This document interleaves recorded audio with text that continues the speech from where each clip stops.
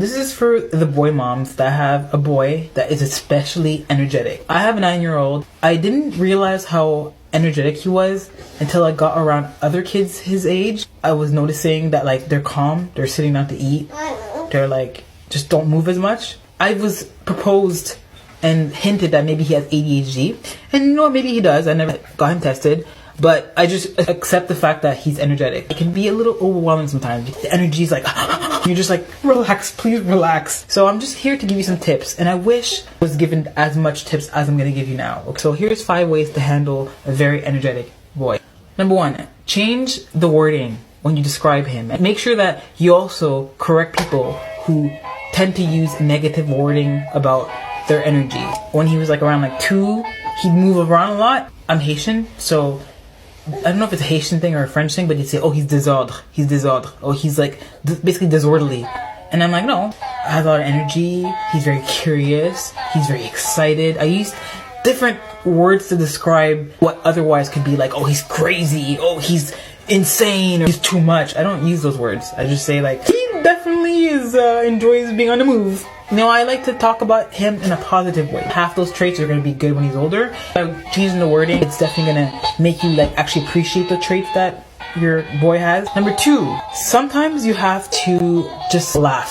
Because sometimes they'll do things and you're like, what the hell are you thinking? You're literally like, are you serious? What are you doing here? Now, sometimes I just laugh at things he does or says. I was in the kitchen one time, I was cooking. He was in the backyard and he was blowing bubbles. So I was like, keeping an eye on him in the backyard, cooking, keep looking at him. And at one point I turned and he was like, drinking the bubble solution. Maybe I'd open the back door and be like, what are you doing? What are you doing? What I did instead is I popped my head out and I'm like, was it good? Should have seen his reaction. He like jumped. He's like, oh, as if he got caught doing something wrong. But he was like, I just wanted to taste it. And I'm like, well, how was it? And he was like, it was disgusting. I'm like, I know it's gross. I'm like, don't do that. I had to stay calm. You don't know what's going on through your head. And sometimes they're just testing things out. They're kids. Kids do that, you know. They're just always wondering things. Number 3, you actually have to put in the work to be a better parent. Listen to podcasts, read some books on how to talk to your child so that you can listen and listen so your kid can talk. That's actually a book. There's a podcast I listen to called Calm Parenting Podcast because it actually gives you practical tips on how to handle your kid by getting informed on how to handle myself. I feel like I became a better mom. I'm still working on it because I'm a little impatient sometimes. Definitely am better than when I used to be when he was like younger and I didn't know how to handle it. Now that he's older, I'm able to reason with him better. I'm able to talk to him. I'm able to know what's in his head. Almost like a friend. I'm still his mom, but I'm his friend. Number 4, sometimes admit that you may need a little break. And when I say a little break, I mean like, you know, a little bit of, you know?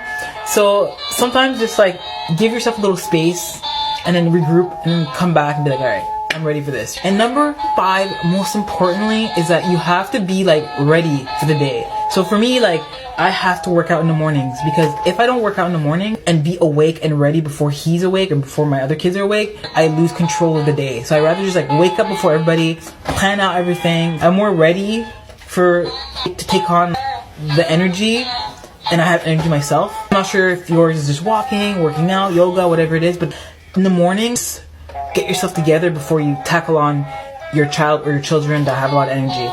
So hope this helps.